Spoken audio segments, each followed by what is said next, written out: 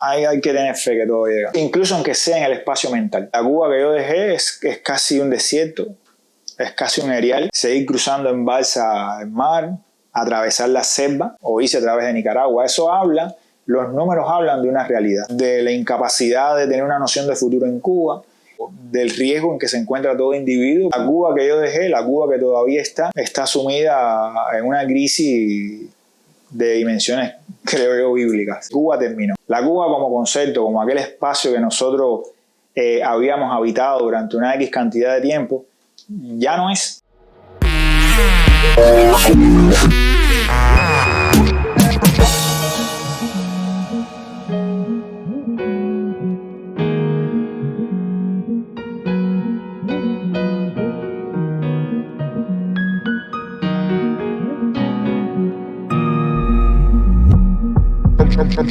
Hubo un momento en que yo, lo que he dicho toda la verdad, o sea, hubo un momento en que yo desconecté y digo, bueno, algo va a pasar, pero no me ha pasado, ¿no? De hecho, ahora mismo, a mí me avisaron, y esto me tomó por sorpresa, para bien, que se va a presentar una novela mía en la Feria del Libro, ¿no? Ahora, una novela que en el 2017 ganó el premio Alejo Carpentier y la van a presentar como parte de los libros premiados por la crítica. Yo, por supuesto, claro que estoy contento con eso, sobre todo porque el libro va a conectar con su lector natural. Todo está cuesta arriba, todo está patas arriba, todo está muy mal. La Cuba que yo dejé es casi un desierto, es casi un erial para la persona común y corriente, ¿no? A lo mejor esto puede parecer despectivo, ¿no? Pero no, o sea, yo era también una persona común y corriente, o yo soy una persona común y corriente.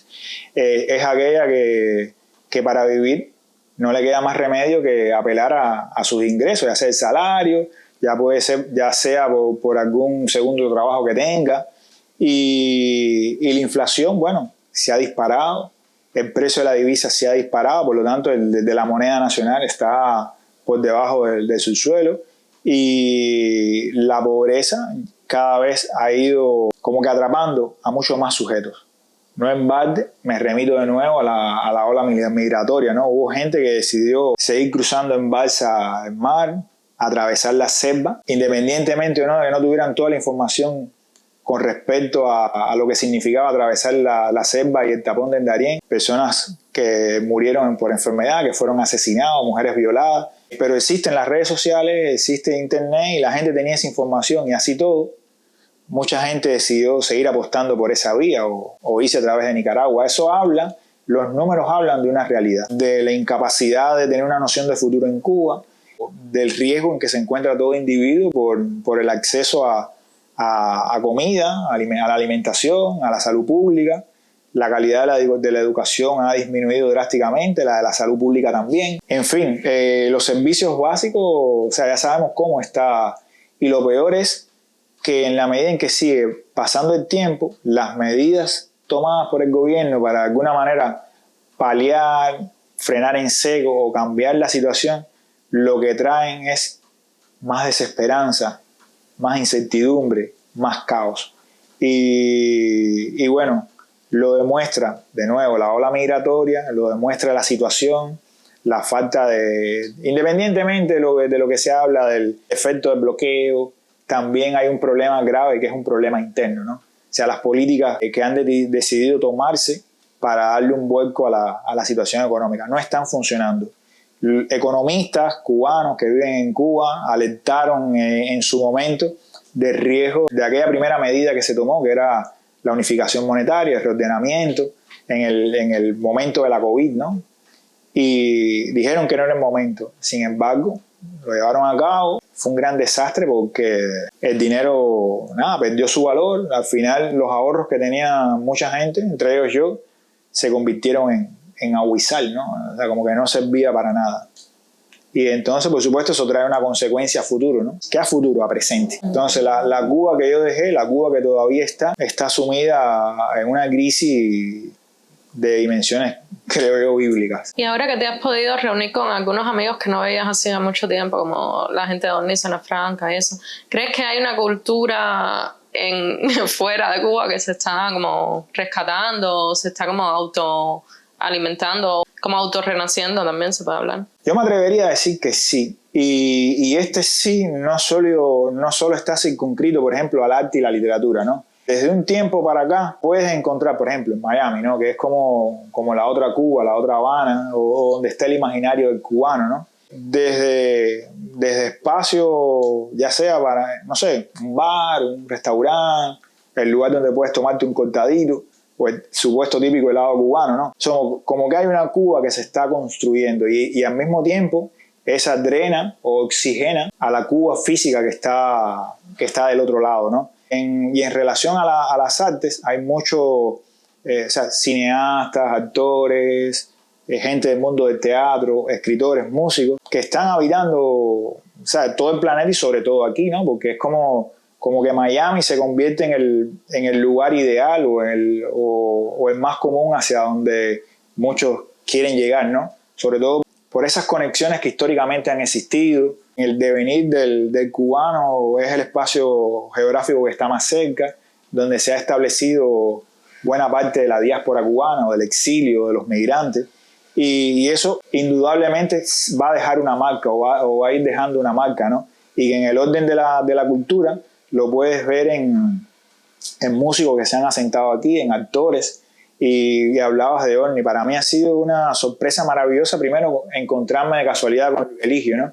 Que Luis Eligio es como que el eslabón que me permite, o que me ha permitido a Siria y a mí, o nos ha permitido, como que reencontrarme con este espacio poético, energético, cubano, en fin, todo lo que se puede asociar con Orny y que sabemos que es, ¿no? Para mí ha sido grande este encuentro, ¿no? Sobre todo porque he encontrado interlocutores. O sea, llevo poco tiempo aquí y es muy difícil para el que se mueve geográficamente, ya sea en las condiciones que elige determinar o calificar ese movimiento, encontrar un verdadero interlocutor. Y yo lo he encontrado, o sea, con Orny, con ustedes, y eso hace que sientas como una resonancia, ¿no? Que tu voz vaya a un punto y te rebote, ¿no? Y te rebote modificada y que te ayude al día a día, ¿no? Ya sea en la parte de los afectos o simplemente en la parte cultural, literaria o económica también. Atiéndeme. Primera ley de la república, culto de los cubanos a la dignidad plena del hombre. Ustedes no dignifican a los cubanos por su condición humana. Ustedes dignifican ideologías, uniformes. La nacionalidad es el valor de todos y ustedes la reservan solo para unos pocos. Justicia y derecho, privilegio para pocos que siguen la ideología de 3 o 4 locos. División de poderes quieren mi nación, fundamento de liberación. El apóstol los unió, el triángulo rojo ratificó. Atiéndeme. Artículo 8 en la Constitución no reconoce supremacía del derecho internacional sobre tus descaros. Tú quieres seguir apretando impune, sin supervisión. Tú quieres seguir en tu finca, my lord, con muchos esclavos. Artículo 3 en la Constitución. Sí, nosotros hemos hablado mucho de eso porque, bueno, cada cual lo vive diferente, pero cuando uno sale, piensa que va a estar solo, que con quién va a estar y quién va a estar allá, y empiezas como a mapear a la gente, ¿no? ¿Dónde está este? ¿Dónde está fulano? ¿Dónde está mengano? Y realmente no sentíamos, o yo no lo sentí, que habían espacios de encuentro. Cuando yo llevo aquí 5 años, yo no sentía que habían esos espacios de encuentro, y creo que ahora como que se están empezando a articular. Así como teletransportados, ¿no? Como en el patio de Amaury se puede hacer exactamente lo que se hacía en la casa de Alamar, ¿no? Antes de llegar aquí, conversé con muchos amigos, ¿no? Y cada cual me daba su versión de este movimiento. Y por supuesto todas son válidas porque le han pasado a un individuo, ¿no? Y yo creo que estos espacios micro, ya sea el fin de semana en que un amigo escritor que ya no trabaja como escritor, sino que está trabajando en Univisión, te invita a un sábado a un grill, como que en ese pequeño espacio hay algo que se gesta, ¿no? O sea, primero desde los afectos, de la comida, ¿no? Coño, hacía rato yo no comía este chorizo, tomaba cerveza negra, hay algo ahí que se produce, pero también empiezas a conversar, hay un momento en que empiezas a hablar de tus propios proyectos y puede que ahí se geste o se funde algo, y eso es importante, ¿no? Ya poco a poco hay que darle tiempo a a las cosas. O sea, puede ser que no suceda nada o puede que sí, como ahora, ¿no? De pronto todo Orni está aquí, nos hemos reunido en esta casa o en el patio de Amaury y ahí indudablemente están haciendo algo. Que se quede solo en un espacio muy pequeño, da igual, pero están haciendo algo. Ya cada cual después aplicará un grant, publicará un libro, hará un performance en tal cual o más cual galería, en tal cual o más cual país. Pero bueno, que se produzca algo ya es importante. Sobre todo por el hecho de que cuando tú miras la historia de Orni, o sea, cómo fue que se creó, cómo fue que empezó. Luego lo que pasó fue maravilloso, pero bueno, tuvo un inicio, ¿no? Hay que tener fe que todo llega. Incluso aunque sea en el espacio mental. Eso me gustó. Para terminar, la pregunta final es, ¿cómo ves una Cuba futura? ¿Cómo te la imaginas? Y si te imaginas dentro de ella. Me han hecho más de una vez esta pregunta y lamentablemente yo le he dicho a más de una persona que Cuba terminó. O sea, la Cuba como concepto, como aquel espacio que nosotros habíamos habitado durante una X cantidad de tiempo, ya no es. Cuando llegaba diciembre y uno iba al Vedado, al Festival Internacional de Cine, aquello estaba vivo, aquello estaba vibrante, ¿no? Veías una película, ibas a un concierto, hablabas de literatura. Yo recuerdo diálogos contigo hace muchos años atrás, pero el diciembre este pasado yo estuve en el Vedado por otras razones, no específicamente por el Festival de Cine, y yo lo que encontré fue el desierto, o sea, una ciudad vacía donde no estaba esa alegría de festival. Y lo mismo sucede con otros espacios, ¿no? De teatro, de jazz. Vas y encuentras cada vez menos gente. O sea, es una ciudad vaciada, una ciudad vacía. Aunque ves personas allí, por supuesto. O sea, Cuba todavía está habitada, ¿no? Pero la noción que uno tenía de esa intensidad, de ese intercambio de afectos, por lo menos yo no veo que exista más. Por lo pronto, yo creo que el espacio no es propicio para que se recupere todo de la manera en que antes, incluso transformada, o sea, lo que antes sucedía, yo creo que va a demorar bastante, sobre todo por los efectos de la crisis, ¿no? Hay muchos creadores que ya no están, que han decidido migrar, en fin, como que no tengo ninguna ilusión de que eso cambie, al menos no en una buena cantidad de tiempo. Y yo verdaderamente lo lamento, ¿no? Sobre todo porque tengo muchos amigos allí, tengo familias allí, y verdaderamente quisiera que cambiara, ¿no? Que fuera un espacio de luz, de felicidad, de equilibrio, de paz, ¿no?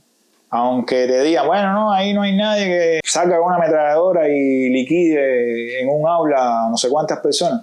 No hablamos de eso, sino de la paz, del equilibrio que le permite a uno, o sea, como pensarlo en solitario en una casa, ¿no? Con los familiares, con los amigos.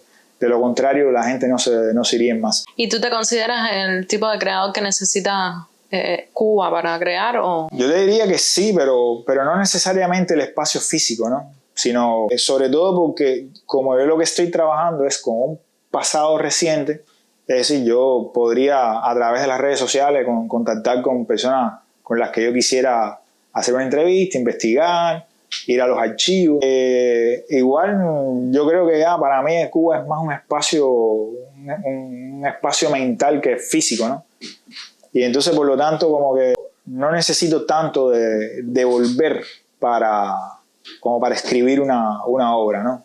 Es decir, si yo necesito escribir la segunda parte de esta trilogía, como que perfectamente la puedo hacer aquí, la puedo hacer en Suecia. Por supuesto, para eso necesito ciertas condiciones que debería tener, ¿no? Ingresos, estabilidad. Sí, no, la pregunta iba más de, sabes, que hay artistas que necesitan estar en un estado de inspiración y hay gente que dice que no encuentran inspiración y se van a Cuba a encontrar que tampoco la encontraron. No, como que no la necesito, ¿no? Es decir, además, el hecho de estar viviendo en Cuba, en Cojima, como lo que yo estaba escribiendo no tenía que ver exactamente con el espacio físico, ¿no? Estaba apelando a la memoria, a un archivo, y eso, puesto que son sucesos que no son estrictamente biográficos, incluso ni de la biografía de amistades, como que no necesitaban del espacio físico para ser creados, ¿no? Y entonces en estos momentos es más como un espacio mental que físico, creo yo. Como que no necesito del calor, por ejemplo, del calor, del ruido de la calle, para todo lo contrario, yo me encerraba para escribir. Como que no necesito volver para hacer la próxima novela. Y terminamos, si tú quieres terminar con algo, como una frase, lo que quieras, consejos a los nuevos escritores. No, preferiría no hacerlo. Ya.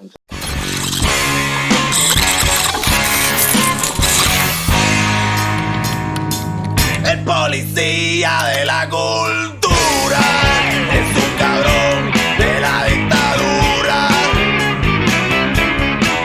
Y él trabaja de sol a sol, es un obrero de la censura. Que eres mi nación, fundamento de liberación.